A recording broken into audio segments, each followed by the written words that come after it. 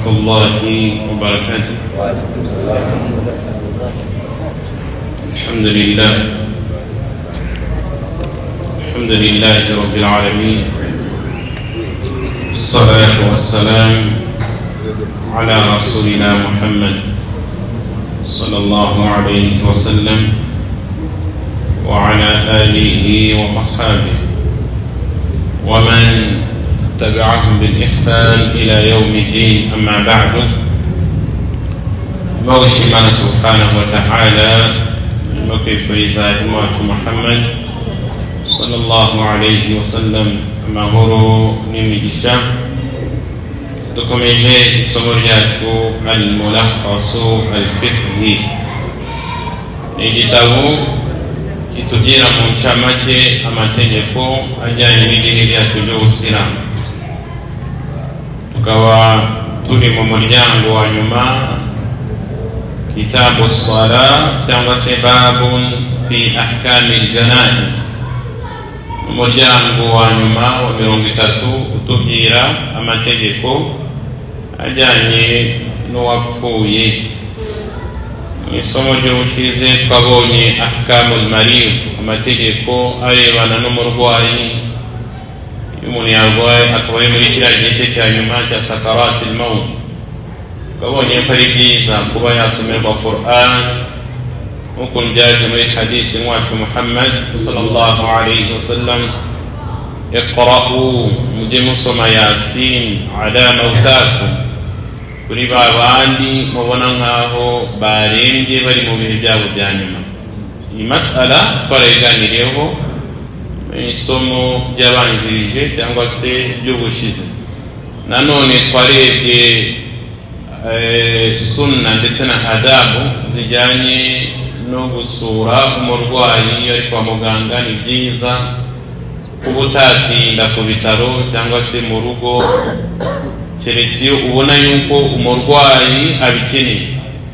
Nanone twabonye ko Mtume Muhammad sallallahu alaihi wasallam yatubwiye muri hadisi, laqinu mautakum, mujye mutoza abarwayi banyu mu gihe mubona yuko bari mu bihe byabo bya nyuma kuba barushaho kuvuga la ilaha illallah. Izi ni mu ncamake muri mas'ala cyangwa se masail z'ubushize twarebeye hamwe. Thaniyan, icya kabiri, ahkamul wafati, ahkamu al-wafati, noneho umuntu yapfuye. Umuryango cyangwa se hukmu cyangwa se masail zabanjije iyi ngiyi, twarebe umurwayi ni gute tugomba kumukorera, ni ibiki tugomba kumukorera, ese ni gute Mtume Muhammad sallallahu alaihi wasallam yasuraga abantu bari mu bihe byabo bya nyuma. Gutya umuryango wacu uno munsi cyangwa se nukta yacu uno munsi ni ahkamul wafati, noneho ni mas'ala cyangwa se masail zijyanye n'igihe umuntu yapfuye. Noneho umuntu yavuyemo cyangwa se ntakibarizwa mu isi y'abantu bazima.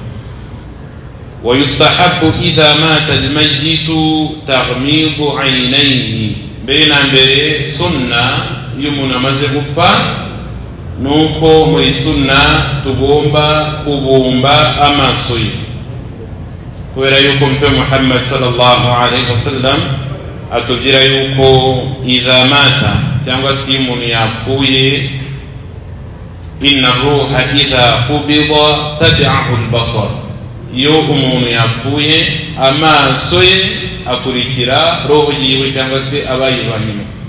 Niyo mpamvu akenshi dusanga iyo umuntu yapfuye amaso ye hajya ashobora kuba ari kureba hejuru cyangwa se asa nkaho yakanuye cyane. Kuko Mtume Muhammad sallallahu alaihi wasallam dakhala ala abi Salama, Mtume Muhammad sallallahu alaihi wasallam yigeze kwinjira ku mugabo witwaga Abu Salama, wa qad shaqqa basaruhu, kandi amaso ye yari yakanuye cyane nyuma y'urupfu. Mtume Muhammad sallallahu alaihi wasallam amaze kubibona abwira umuryango ndetse n'abari barwaje Abu Salama, ababwira yuko inna ruha idha qubida tabi'ahu al-basar, iyo roho yavuyemo mu mubiri wa muntu kiriya gihe nuko amaso ye akurikira roho. niyo mpamvu akenshi dusanga umuntu aba yakanuye cyangwa se aba adafite ishusho nziza cyangwa se mandhari nziza. Fala taqulu illa khaira. Muhammad sallallahu alaihi wasallam yabigishije yuko batagomba gukurikizaho amagambo mabi usibye amagambo meza. Angani sunna nziza umuntu amaze gupfa nuko amaso ye tuyabumba tukayafunga, kubera yuko amaso ye aba yakurikiye roho. Nanone ikindi nuko atari byiza kuba umuntu yakurikizaho amagambo mabi. Icyo mtume yaragamije mu kuvuga ati fala taqulu illa khaira, nukuba abantu bashaka kuba barinza amagambo atari meza. Umuntu yasakuza akaba yavuga amagambo ari mu shirki cyangwa se yo kutihanganira musiba cyangwa se ibigeragezo yahuye nabyo, kubera yuko urupfu n'ukuri. Kullu nafsin dha'iqatul maut, buri roho yose izabonja ku rupfu, ntabwo tuzabaho ubuziraherezo. Igihe nikigera tuzapfa. Iyo umwemeramana amaze kumenya ibi ngibi, iyo umwe mu bantu be bo hafi amaze gupfa, nuko agira subra, ntarenzeho amagambo mabi, ntavuge amagambo mabi. Nanone iyi hadisi ya mtume ikabitwigisha yuko ari ikosa kuba twatuka cyangwa se twatuka bapfuye. Kuko mtume yavuze ati la tasubbu, nimuzatuke, la tasubbu al-amwata, nimuzatuke abapfuye, fa innahum qad afdaw ila ma qaddamu, kubera yuko bamaze cyangwa se ibikorwa byabo byo ku isi byararangiye kandi bari imbere Allah subhanahu wa ta'ala, batangiye kugenda babarurirwa na Allah subhanahu wa ta'ala. Ni amakosa kwa umuntu yagerekaho amagambo mabi nyuma y'urupfu cyangwa se yatuka uwapfuye n'ikigende ibiki, ntabwo ari byiza. Ndetse no mu muco wacu wa Kinyarwanda ntabwo ari byiza. Umuntu yapfuye ntabwo atukwa cyangwa se ntabwo avugwaho ibintu bibi, nubwo twaba tubimuziho, ariko ni byiza kuba twamusabira maghfira kwa Allah subhanahu wa ta'ala. Ahubwo bamenye bagaragaje yuko byemewe kuba umuntu yavuga ibigwi by'umuntu, yari umuntu mwiza mashallah, Allah mu ijuru, yajyaga dufasha mu bikorwa byiza bya kheri, yajyaga yishyurira abana amashuri, ibindi biremewe. Ariko kuba wavuga amagambo mabi, kuba wamutuka, kuba wamuherekeza n'amagambo mabi, mtume yarabitubuje muri hadisi ya Aisha radhiyallahu anha, tunatubati la tasubbu al-amwata, nimukajye mutuka abapfuye cyangwa se imirambo, kubera yuko ibingibi ni muri bimwe mu bikorwa bibangamira abanyirimiryango. Kuko nta muntu wakwihanganira kumva umuntu watukwa umugabo we, umugore we, umwana we, murumuna we, mukuru we, bamuvugaho ibintu bitari byiza, kabone nubwo yabazweho ingeso itari nziza. Mtume yaratubujije kuba twatuka cyangwa se twagerekaho amagambo mabi. Fa inna al-malaikata yu'minuna ala ma taquluna, kubera ko abamarayika bikiriza bya bindi mubavugaho. Umuntu yapfuye ugatuvuga ati kijye mu muriro, ntabwo ari amagambo meza, kubera ko abamarayika bikiriza idua. Ahubwo mtume yatwigishije yuko umuntu napfa mujye murushaho kumusabira kwa Allah subhanahu wa ta'ala. Ugati mas'ala ya mbere nuko umuntu amaze gupfa mbere na mbere, kubera yuko abakanuye, abadafite ishusho nziza, kiragiye nuko amaso ye tuyabumba tukayafunga, kubera yuko amaso ye aba yakurikiye roho. Ndetse tukirinda kuba twagerekaho amagambo mabi. Wa yusannu satrul mayyiti ba'da wafatihi, nanone ni byiza iyo umuntu amaze gupfa nuko bamusitiri n'umwambaro, bagomba kumworosa umwambaro. Iyo umuntu yapfuye muri sunna nuko iyo umuntu amaze gupfa bashakisha umwambaro bakashyira hejuru ye cyangwa se bakamworosa, nk'uko Mtume Muhammad sallallahu alaihi wasallam babimukoreye muri hadisi ya Aisha radhiyallahu anha. Atubwira yuko hina tuwfiya an-nabiy sallallahu alaihi wasallam sujjiya bi burdin hibaratin, igihe Mtume Muhammad sallallahu alaihi wasallam yapfaga nuko batamureke aho ngaho, ahubwo bahise bamworosa umwambaro. Iyo umuntu amaze gupfa, sunna ya mbere ugomba kubumba amaso ye ukayafunga, warangiza ugashakisha umwambaro ukamworosa cyangwa se ukamushyiraho umwambaro. Niyo sunna ndetse n'inyigisho twigishijwe na Mtume Muhammad sallallahu alaihi wasallam. وينبغي الإسراع في تجهيز إذا تحقق موته. ahanga none yo umuntu amaze kumenyekana yuko yapfuye kiraje nanone ni byiza kuba imyiteguro yo kumushyingura yakwihutishwa. Ntabwo umwemeramana cyangwa se umurambo w'umwemeramana ari byiza kuba wamara iminsi 4, 5, 6, 8 cyumweru uri mu nzu. Ni byiza kuba igihe hamaze kumenyekana yuko umusiramu yapfuye, yari papa wawe, yari mama wawe, yari murumuna wawe, yari mukuru wawe, ni byiza kuba hahita hashakishwa uburyo bwose agashingurwa byihutirwa. Niyo sunna ndetse nazo nyigisho z'idini ryacu ry'Ubusilamu. لا ينبغي لجيفة مسلم أن تحبس بين ظهراني أهله. ntabwo byari bikwiye kuba umurambo w'umwemeramana cyangwa se w'umusilamu warekerwa mu ngo cyangwa se hagati y'abantu be igihe kirengeje iminsi 2, 3, 5, 6, icyumweru, ibyumweru 2. ntabwo byari bikwiye, nta nubwo biri mu nyigisho zacu z'Ubusilamu. ولأن في ذلك حفظا للميت, kubera yuko ibingibi biri mu bintu bigaragaza kurinda ndetse no guha icyubahiro uwapfuye. Umuntu arapfuye amaze ukwezi kose muri frigo, ibingibi ntabwo byari bikwiye kumwemeramana ngo bategereje umuntu uri hakurya uri muri Amerika udafite n'amafaranga yo kuza ku kanya, azaza nyuma y'icyumweru, umuntu bakamubika ibyumweru 2, icyumweru 1, iminsi 5. ibingibi ntabwo byari bikwiye, ntabwo byari bikwiye keretse harimo haja. قال الإمام أحمد رحمه الله تعالى كرامة الميت تعجيله. umwe mu bamenyi Imam Ahmad yagaragaje yuko guha icyubahiro uwapfuye harimo no kwihutisha kumushyingura. ibi biri mu nyigisho z'Ubusilamu. iyo umuntu yamaze gupfa ni byiza kuba yahita ajya gushyingurwa, niyo sunna. nako kuna abasahaba n'abatubanjirije beza bajyaga babigenza. wala ba'sa an yuntadhara bihi man yahduruhu min waliyhi aw ghayrihi in kana qariban wa lam yukhsha ala al-mayyit min at-taqaddul. nubwo twagaragaje yuko ari byiza umuntu guhita ashyingurwa, ariko nanone ntabwo bibujije kuba bategereza abantu be ba hafi b'umuryango mu gihe batari kure, ndetse no mu gihe badatinya yuko umubiri wa nyakwigendera cyangwa se wapfuye ushobora kuba wakwangirika. ariko nanone ni byiza kuba byakwihutisha. ntituvuge gutya amavuga ati abana bari muri Amerika reka tubanze tumujyane muri frigo iminsi 3 kugira ngo abone kuza. la manyigisho z'Ubusilamu twisha kuba twakwihutisha gushyingura uwapfuye.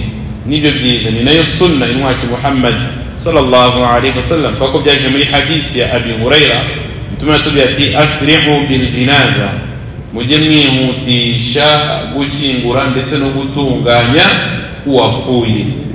fa in taku salihatan fa khairu tuqaddimunaha ilayhi. kubera yuko nimbari muri babandi bajyaga bakora ibikorwa byiza, bajyaga basari, bajyaga batanga zakka, bajyaga bakora sawmu, mumenye yuko ibyiza bye muri kubitinza. inyigisho z'Ubusilamu zitwigisha kuba twakwihutisha uwapfuye nubwo bitabujijwe kuba hari impamvu zifatika. iyo tuvuga impamvu zifatika, masalan urugero ashobora autopsy cyangwa se hari ibindi bintu bifatika bishobora gutuma uwapfuye atinzwe iminsi 2, iminsi 3 birashoboka. ariko kuvuga ati abana be babaga muri Amerika, muri Canada, muri Australia, bamubita icyumweru, izindi ntabwo ziri mu nyigisho z'Ubusilamu. nimba ari ukumusajisha no kwabikora isengesho yarashyinguwe, biremewe byose, aho kugira ngo batinze. ndetse n'umuntu yitandukanye n'inyigisho z'umwacu Muhammad sallallahu alaihi wasallam, ni byiza kuba yatanga izni, uburenganzira. nimba ari umubyeyi we agashyingura, nimba ari umwana we agashyingura. nizo nyigisho z'Ubusilamu ndetse na mtume Muhammad sallallahu alaihi wasallam. ويباح الإعلام بموت المسلم للمبادرة لتهيئته وحضور جنازته. nanone biremewe kuba hatangwa itangazo akaba yavuga ati nyakwigendera yapfuye arashingurwa saa 8 cyangwa saa 9 biremewe kugira ngo abantu bitegure ndetse banaze no kumushyingura. Ni byiza cyane ntabwo bibujijwe kuba hatangwa itangazo kuba imamu yavuga ati nze fulani yapfuye turi bumusarire baada salati dhuhuri, biremewe yabitangaje kuri salatu al-fajr. Nubwo iyi mas'ala ni mas'alatun khilafiyya, ariko jumhurul ulama babona yuko bitabujijwe kuba hatangwa itangazo mu musigiti kugira ngo abantu babashe gusabira nyakwigendera ndetse no kumusabira maghfira kwa Allah subhanahu wa ta'ala. Ariko kera abantu buryo bajyaga bakora amatangazo nibyo Mtume Muhammad sallallahu alaihi wasallam ta'dadu mafakhir yabujije. Abantu bashakaga umuntu uzi kuboroga ndetse no gusakuza cyane akagenda atangariza abantu yuko nyakwigendera yapfuye, ibi nibyo Mtume yabujije. Ariko kuba umuntu yatangazo yabatanga itangazo kugira ngo abantu babashe kuza gushyingura uwapfuye ntabwo bibujijwe. Wa amma al-i'lamu bi mawti al-mayyit ala sifati al-jaz'i wa ta'dad mafakhirihi fadhalika min fi'li al-jahiliyya. Ibindi nibyo ndiko tumaze kuvuga. Ariko amatangazo ajyanye no kugira ngo umuntu ashiragahinda mu mitima y'abasigaye kandi anasakuza anarira cyane avuga amagambo atari meza, ibingibi nibyo Mtume yabujije, byajyaga bikorwa mu gihe cy'ubujiji mbere yuko abantu usiramu bawumenya. Bajyaga bashaka nk'umuntu uzi kuboroga cyane ndetse uzi no gusakuza akagenda avuga amagambo atari meza. Ibingibi nibyo Mtume Muhammad sallallahu alaihi wasallam yatubujije. Wa yustahabbu al-isra'u bi tanfidhi wasiyatihi. Nanone iyo umuntu amaze gupfa bamaze kumworosa, bamaze kumubumba amaso, bamaze gutanga itangazo, kirage nanone ni byiza kuba nimba hari irage yasize avuze yuko rigomba guhabwa umuntu runaka, rigomba guhita ritanga mu mutungo we mbere yuko bagabanya imitungo, mbere yuko mirati ikorwa. Ubundi mbere yo gukora mirati hari ibintu bibanza kuvanwa mu mutungo wa nyakwigendera. Harimo ibisabwa byose kugira ngo ashingurwe. Harimo isanda, amamodoka n'abazicurwa bagomba gucukura bigomba kuvanwamo. Hagomba no kuvanwamo amadeni yararimo ideni rya runaka rigomba kuvanwamo, ndetse na wasiya nimbaravuze ngo nindamuka mpfuye umusigiti mu mutungo wanjye muzatange ikintu runaka. Ubundi gutanga wasiya ni byiza, ni sunna, ariko nanone kuri wa wundi ufite umutungo. Iyo umuntu adafite umutungo ibyiza nuko atatanga wasiya. Mathala muftabanitse kandi umutungo wawo nyine ugeze muri miliyoni 2, uyu nguyu nta wasiya, ntabwo ari byiza gutanga wasiya kugira ngo abari buzungure batazabura ibyo bazungura. Ariko nimba ari wa muntu ufite amafaranga menshi, ni umumiliyarderi cyangwa se ni umumiliyoneri cyangwa se ni umumiliyoneri, ashaka gutanga wasiya mu mutungo we. Abantu bagaragaje ko wasiya itagomba kurenza 1/3, bibaye na byiza bikajya munsi 1/3 mu mutungo. Ibindi biremewe wako Allah subhanahu wa ta'ala avuga amategeko ajyanye no kuzungura, yajyaga avuga ati min ba'di wasiyatin yusi biha aw dayn. Ibi byose banyakwigendera cyangwa se abazazungura nyakwigendera bazabikore nyuma yo gukora iki? Nyuma yo gutanga wasiya no kwishyura amadeni. Allah subhanahu wa ta'ala yusikum Allah fi awladikum lidhakari mithlu hadhi al-unthayayn. Allah subhanahu wa ta'ala arabaha amategeko akabagira inama yuko abana b'abahungu bagomba gufata gutya na gutya, abana b'abakobwa gutya na gutya. Ariko Allah subhanahu wa ta'ala soza aya min ba'di wasiya, nyuma yo kuvanamo iki? Wasiya. Min ba'di wasiya bivuga ati aya zose Allah subhanahu wa ta'ala yagendaga avugamo mirathi cyangwa se amategeko ajyanye no kuzungura, yavugaga min ba'di wasiya aw dayn, nyuma yo kuvanamo iki? Wasiya ndetse n'iki? Ni deni. Ibindi ni bigaragaza ubuhambare bw'ibi bice bibiri, ideni ndetse na wasiya. Ntabwo banyira umuryango bazungura mbere yuko ibi bintu bibiri banza kuvanwa mu mutungo. Hagomba kurebwa ese nyakwigendera ko apfuye, ese mu mutungo we yigeze atangira naam yarayitanze, cyaje hagomba gutanga.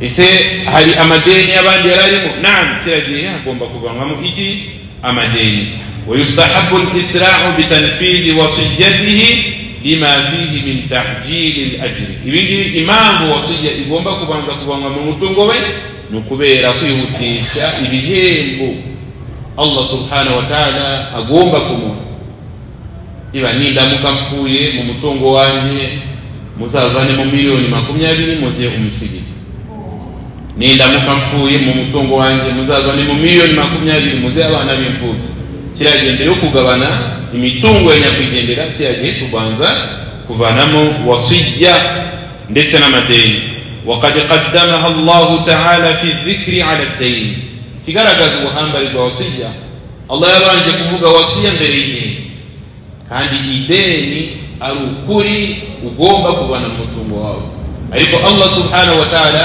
agaragaza ibigomba kubanza gukorwa mbere y'ideni yagaragaje ko wasiya mbere na mbere ayo igomba kubanza kuvanwa mu mutungo wa nyakwigendera hanyuma hakavanwa iki amadeni uvuga ati umuntu amaze gupfa yarafite umutungo kiragihe harebwa amadeni ndetse na wasiya yigeze araga ndetse n'amadeni yaraberemo abantu ويجب الإسراع بقضاء ديونه nanone nabyo ni byiza kuba hahita hishurwa amadeni سواء كانت لله تعالى كونين وبريدين لله سبحانه وتعالى من زكاة وحج ونذر طاعة أو كفارة مثلا أرجرون يقول جندرا هيدين الله سبحانه وتعالى يرارم حجة ونقفش وكل حجة برينوي يراشيزه نية ومقامي إن شاء الله ننفشا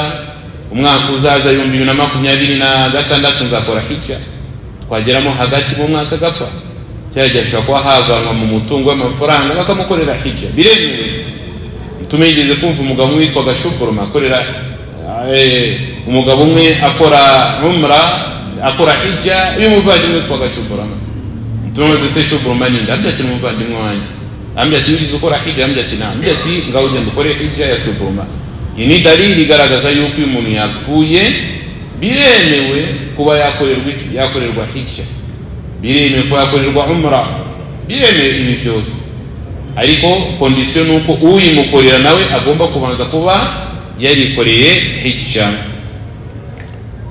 au kanat ad-duyun li adami ndetse cyangwa se amadeni arimo ari amadeni y'abantu kiragihe umutungo we hagomba kuvanwamo amadeni y'abantu yaraberemo yigeze gufata hanideni cyangwa se yigeze gufata amafaranga y'abandi kiragiye mbere yuko bakora cyangwa se mbere yuko bagabanya imitungo ye nuko hagomba kuvanwamo amadeni y'abandi ntumenye utubwira ngo nafsul mu'mini mu'allaqatu bidayni hatta yuqda an nafsi cyangwa se umwemeramana yo yafashe ideni riri adeni rigumaho kugeza ryari kugeza asoje kwishura ideni ry'abandi ariko nanone ito Muhammad sallallahu alaihi wasallam atwereka yuko waman la mala lahu wa mata aziman على القضاء فقد ورد في الأحاديث ما يدل على أن الله يقضي عنه مثلا urugero munize gufata ideni ariko akaba yarashyize umugambi wo kwishura ideni ry'abandi akaza gupfa nta mutungo afite wari ufite amafaranga cyangwa se wari ufite amafaranga n'imitungo kwikopesha upfiye mu nzu inzu yose irahiye nta kintu kimwe usigaranye buriya kwishura kuri wowe Allah subhanahu wa ta'ala azakwishyurira kubera iki kubera yuko washyizeho niye yuko uzishyura iby'abandi iki gihe yawm al-qiyamah ntabwo uzashyirwa muri babandi bazavana ibihembo cyangwa se mu byiza byabo bizahabwa babandi Allah subhanahu wa ta'ala niwe uza kwishurira nk'uko byaje muri hadisi mwacu Muhammad sallallahu alaihi wasallam atujya yuko man akhadha amwala an-nasi yuridu adaaha adda Allahu anhu wa uzafata mitungo y'abantu waje kwikopesha hano ariko nanone ufite niya nziza yuko uzishyura kiragiye ubuzi byo kwishyura ugapfa Allah subhanahu wa ta'ala niwe ukwishurira bivuga ngo iyo umuntu adafite umutungo cyangwa se yize gufata ideni kubera impamvu haje impamvu mu buryo butunguranye, avuye kwikopesha miliyoni 20 agezeyo mu rugo inzu yose irahiye nawe apfiriyemo, kiriya gihe inyungu ntabwo yishyuzwa, ahubwo Allah subhanahu wa ta'ala niwe uzamwishyurira. Ariko nanone aramutse afite abana bakaba bazi yuko yigeze gufata ideni ahantu runaka bishoboye, bashobora kuba bakwishyurira umubyeyi wawe. Ariko uyu nguyu apfuye muri ubwo buryo, yarashyizeho niyya kandi azweho ubunyangamugayo yuko yishyura amadeni y'abandi, kiriya gihe Allah subhanahu wa ta'ala niwe uzamwishyurira. Nta nubwo ibihembo cyangwa se ibyiza bye bizavanwamo ngo bihe wa wundi yarabereyemo umwenda. Ariko wa wundi noneho uzafata ideni ry'abandi afite niyya mbi yo kwambura, yo kutazishyura, hanyuma Allah subhanahu wa ta'ala tujya ko uyu nguyu natishyura akajya gukora business mafaranga y'abandi, Allah subhanahu wa ta'ala ntazigera ashira mu baraka, nta nubwo umutungo we uzigera urumburuka cyangwa se utera imbere, kubera yuko harimo imitungo y'abandi yafashe mu buryo bw'avulma cyangwa se bw'amahugu. Bivuga ngo muri uyu muryango, muri izi mas'ala zijyanye n'umuntu wapfuye, mbere na mbere iyo umuntu yapfuye nuko ikintu cyihutirwa kuba cyakorwa harimo kuba amaso ye mu gihe aba yakanuye cyangwa se afunguye uyabumba. Nanone ni byiza ko bahita bamurusa umwambaro nk'uko Muhammad sallallahu alaihi wasallam yabigenzaga. Nanone ni byiza kuba bahita hatangwa wasiya, nimba yigeze gutanga irage rigahita rivanwa mu mutungo we rigatangwa. Nanone amadeni y'abandi nuko agomba kwishyura. Nanone ntabwo bibujijwe kuba hatangwa amatangazo kugira ngo nyakwigendera cyangwa se uwapfuye abona abantu benshi bagomba kumushyingura. Iyi mas'ala irarangira. Thalithan tafsilul mayyit, mas'ala ya gatatu ni uburyo bwo koza uwapfuye. Mbere yuko dukomeza ikabanza batora adhana, bilanya mbere yuko batora adhana saa moya zuzuye, kandi ntabwo nshaka gutangira iyi mas'ala bataratora adhana. Mu gihe tugitegereje Bilali, reka twumve nimba hano bafite ibibazo kuri izi mas'ala twavuze. Naam, gusengera umuntu adahari bizaza inshallah. Turashaka izi mas'ala zihari, izi mas'ala twarebye. Gusengera umuntu adahari, izi mas'ala zirimo khilafu nyinshi. Bamwe bagaragaza yuko ari umwihariko wa Mtume, kwa yuko Mtume yigeze gutanga cyangwa se yigeze gutanga itangazo igihe Najashi wari utuye muri Ethiopia apfaga na Najashi. Mtume atanga itangazo yuko bagomba gusohoka akajya gusarira Najashi, kandi Najashi yari yapfuye muri Ethiopia, ariko Mtume yaramusari. Mwenye bagaragaje ko n'umwihariko wande wa Mtume Muhammad sallallahu alaihi wasallam. Bandi akabona yuko byemewe, bandi akabona yuko bitemewe mu gihe umuntu yapfuye mu gihugu cy'Abasilamu, afite abantu bagomba gukora iki? Kumukorera isengesho. Mas'alatun khilafiyya.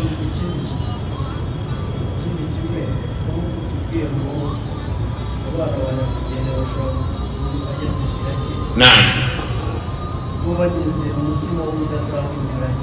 ni byiza kuba batanga, kuko uwasize atanze irage n'umutungo we.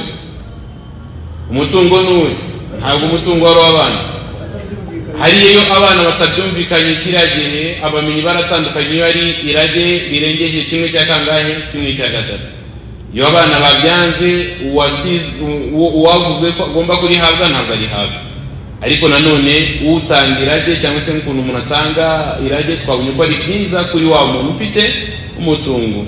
Ujye gutanga irage kandi ubwawe nawe uri masikini, nta kintu ufite. Nibaramuka bajye gukora izungura, nta na miliyoni 3 zava mu mutungo wawe. Ufite abana 10, bazasigara n'iki? Ubundi ni byiza gutanga irage mu mutungo ubona yuko ufite umutungo mwinshi. Umuntu n'umumiliyarderi, afite amayitaje n'amayitaje, afite amaremorke n'amaremorke, uburyo nubwo bagana mu miliyoni 10 ntacyo byakwangiza cyangwa se ntacyo byagira gute byabangamira babandi bazasigara bazungura. Ariko mu gihe waramuka n'ubundi nta mutungo ufite, ntacyo ntabwo ari byiza gukora iki? Gutanga irage. Ariko nanone ni sunna nziza gutanga irage mu mutungo wawe, kuko ni byiza bizaza biguherekeza umaze gupfa. Ni byiza, abanyagaragaje yuko ari byiza. Naam, sasa amaze nko gupfa abantu bakamwihutisha wenda yararwaye wenda yaragiye wenda nakoma akaza kuzanzamuka bamaze kumushyingura igihe ntabwo wamenya gute ko yazanzamutse bamushyinguye avuze ati umuntu yapfuye ngo bamaze kumushyingura akazanzamuka wamenya gute ko yazanzamutse ko bari mu gitaka ikibazo ahantu kiraho ngaho igihe wenda bashobora kumwihutisha kandi wenda yari kuza kuzanzamuka wenda bamaze urupfu ahanga niho wabonye iyo bamaze kumenyesha ararwari kwa muganga kuko umuntu ari muri koma bari kwa muganga amaze kubabwira ati nyakwigendera yapfuye babahaye n'umurambo wanyu yapfuye mu gitondo fajiri murajya gushyingura saa 10 uyu muntu anategeza ko aba muri koma kugira ngo makikishe ko ari ube muzima yapfira mu rugo mwamuvanye kwa muganga kandi bamubahaye yapfuye iyo arwariye mu rugo ntabwo muhita mvuga ko nonse ni ibimenyetso bigaragaza umuntu wapfuye twese ntitubizi umuntu washyizemo umwuka icyo wita gutegereza ni nk'iminsi ingahe nuko ikibazo hari abantu bagiye bajya gushyingura abantu ngize kumva inkuru mwizo wenda bakajya gushyingura umuntu nyuma izi nkuru ntabwo ndazumva ni inkuru kera twajyaga twumva natwe bize kutubwira inkuru nkiyo kubeshya ngo umuntu yarapfuye ngo bagiye kumushyingura akunda ari mu igeneza ngo bumva arakoroye ngo nitsamura ibyo bintu byarabaye ahantu uzi byabaye cyangwa ni za nkuru zo kuri TV nizo kuri TV ni nkuru zo kuri TV ariko ahangaha maksudi kigamije kuvuga ati ni ngombwa guhita ntibamutinze mu rugo ni kwa kundi gutegereza iminsi 2 iminsi 3 iminsi 4 ariko umuntu yapfuye alfajiri mujye kumushyingura saa 9 ntacyo bitwaye nta nicyo byangije ariko ikibujijwe ni kwa kundi cyangwa se ibitandukanye na sunna z'idini ryacu ni kwa kundi umuntu apfa mugategereza iminsi 3 mutegereje no bavuye muri Amerika muri Canada muri Australia muri Europe kandi twize yuko ni byiza kwihutisha iki wapfuye mtume muri hadisi Abi Hurairah tubwira ati asri'u bil janazati mujye mwihutisha iki wapfuye mujye mwihutisha wapfuye nibyo byiza nayo sunna y'Umwami Muhammad sallallahu alayhi wasallam